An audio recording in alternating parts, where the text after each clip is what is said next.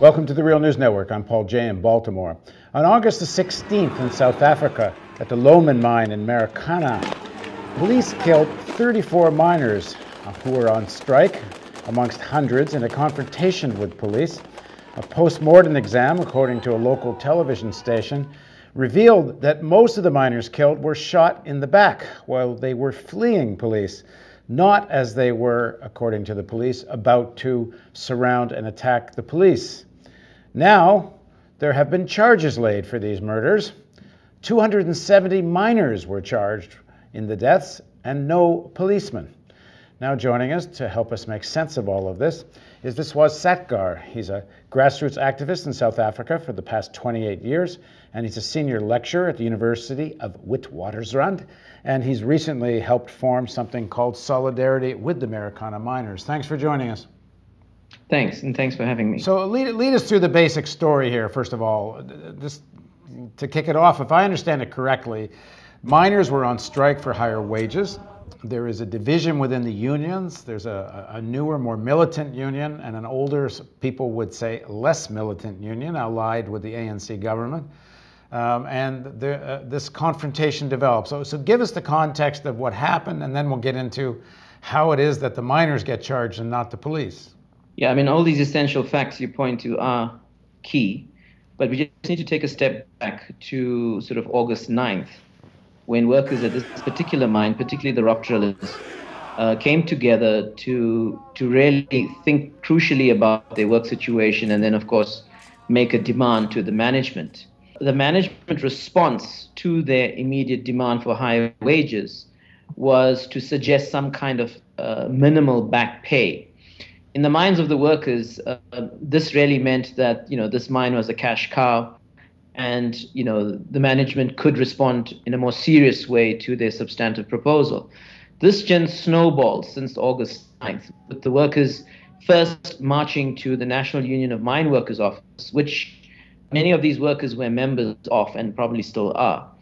On their way to the offices of the National Union of Mine Workers, they were shot at, according to and allegedly by members of the National Union of Mine Workers. This led to the death of 2 workers. Subsequently, this just spirals. 2 security guards are killed, 2 policemen are killed, another 6 workers are killed. And then the infamous day of August 16th, where the workers gather on a location, on a little mountain, what is called a kopje in South Africa, close or adjacent to the mine. The mine calls in a rival union to the National Union of Mine Workers called AMCU, and basically tries to get AMCU to try and pull these workers off the kopje and get them back into work. AMCU tries, they go and speak to the workers, and that is unsuccessful. The National Union of Mine Workers also around this time tries to speak to these workers. And one of the issues, material facts here that really comes out in the sort of witness accounts and the narrative by the workers themselves is that they were addressed by the president of the National Union of Mine Workers while he was inside a police armored vehicle. And that really also irked them and angered them. And while in a context in which they were completely surrounded on this hilltop. Subsequently, it would seem, and this is based on an academic reconstruction of what happened on August 16th, done by a professor at the University of Johannesburg. He essentially went to the site and interviewed various workers and witnesses and put together the sequence of things. And what seems to emerge from this picture is that the police surrounded these workers. They put a wired or barbed wire fence, razor wire fence around the perimeter. They left a very narrow opening for these workers and basically opened fire with tear gas and rubber bullets. The workers then ran for the one and only opening they could see in the barbed wire fence. Now, a lot of the media coverage shows this particular scene, and it comes across as though the police are on the retreat and the workers are attacking offensively. But actually, it seems, according to the professor at the University of Johannesburg, this was the only opening left for those workers. And at least about 10 of them were gunned down at that entrance or that opening. Now, there are other kind of bits of information coming together and are now beginning to come to light in the public arena. It would seem that most of the workers ran in the opposite direction while from the top of the Koppie of the mountain. And they were then gunned down systematically in cold blood in different locations.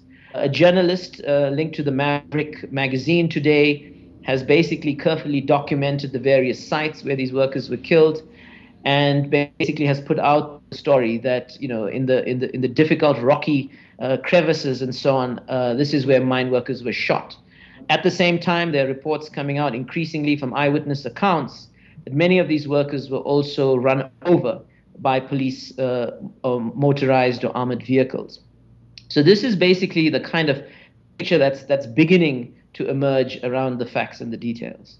This seems systematic. It seems like the police were given, what's the word, some direction on this, or should I say, does it seem police out of control? But it seems like there's more going on here than that.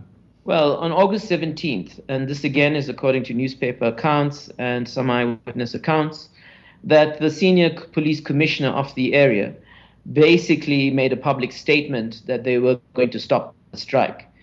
In addition, the National Union of Mine Workers made a public call on national radio and national news for the police to intervene and deal with the situation and the violence. So the kind of perception created is that this clearly was an orchestrated, a planned sort of attack by the police. Also, just the precision around which they kind of surrounded the whole area, the way they kind of intervened, the kind of firepower. I mean, you know, there were helicopters, there were armored vehicles. I mean, just many police in the area. And apparently, according to even the head, the president of AMCU, who spoke at a public meeting, he was quite taken aback by the scale at which the police were handling this operation. Initially, after he made his appeal to the workers to come down and end the strike, they walked away from the situation and they passed what seemed like a very sophisticated sort of command center. Okay, so I don't quite get this, what happened on Thursday then. We have evidence that post-mortem examination of the bodies are that most of the miners that were killed were actually running away. You say there's evidence now from this professor that they were actually sort of kettled in a way with barbed wire and led towards the police. And then the miners get charged. 270 miners get charged with the deaths of the other miners. What's the logic there? Well, actually, it's illogical, but it does point to a deepening crisis of our post-apartheid democracy. There were four elements to the state response post the Marikana massacre. The first response has been to continue a heavy police presence in and around the communities that make up the Marikana area. And that has also led to a lot of police harassment. The second element of the response has been the state president of the country, Jacob Zuma, announcing a judicial commission of inquiry headed up by 3 judges. He's defined the terms of reference, which is important but also has certain limitations. The third element from the state to call for a peace accord process. Right now in the town of Rustenburg, there's an attempt by the Minister of Labor to sit down with the unions and hammer out some kind of peace agreement. The fourth element in this whole equation has been the charging of the mine workers that are currently in police custody with the murder of their colleagues. Now, this all really doesn't add up.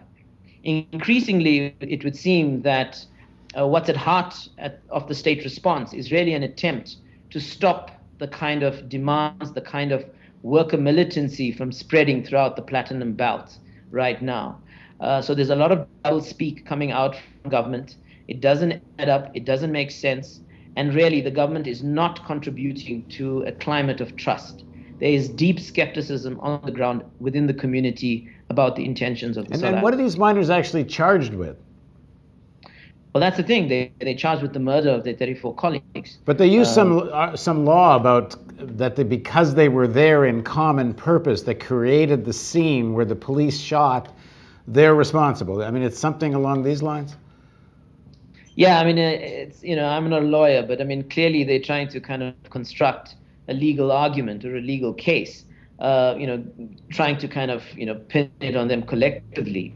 They had a common intention, a common purpose.